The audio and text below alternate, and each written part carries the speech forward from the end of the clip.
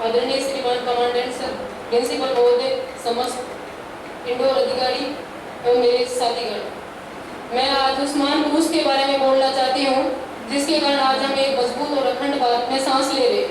भारत के लौह पुरुष, भारत के विस्मारक और भारत के महान राजनीतिज्ञ और भारत के पहले गृह मंत्री। अगर हम इन्हें भारत के पहले लोकप्रिय स्वतंत्र व्यक्ति की बात नहीं होगी।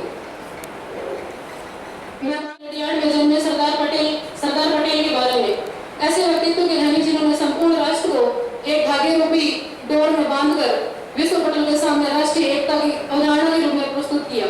ऐसी शख्सियत जिनकी जयंती राष्ट्रीय एकता के रूप में राष्ट्रीय एकता दिवस के रूप में मनाते हैं।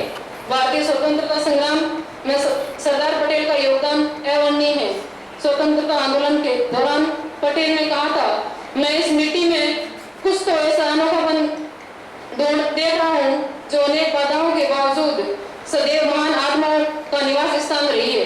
भारत विदेश में कानून की उच्च शिक्षा प्राप्त करने के बाद भारत लौटे और गांधी जी से मुलाकात ने पटेल की जीवन धारा के मौलिक रूप को ही बदल दिया।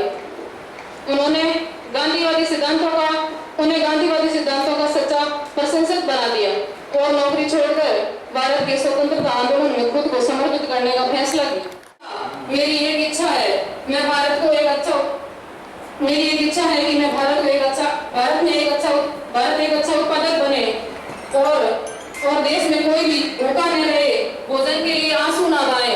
एकीकरण के बारे में संक्षेप में बताऊं तो पटेल ने कहा था कि भारत की शक्ति में है उसकी दृढ़ निश्चय और कुशल कूटनीति से असंभव को संभव कर दिखाया। उन्होंने बिना युद्ध और हिंसा के सभी रियासतों को भारत के संग में विलय कर दिखाया। आप कहते हैं कि अटक से कटक तक पूरा भारत, गर्व से कहते हैं कि अटक से कटक तक पूरा भारत एक सरदार पटेल की अदम्य इच्छा शक्ति को देना चाहेंगे। उनका जीवन हमें ये सिखाता है कि एकता सिर्फ राजनीतिक आवश्यकता नहीं बल्कि राष्ट्र की एक आत्मा है। आइए आप संकल्प करें, हम सब मिलकर उनके आदर्शों का पालन करें, विभाजन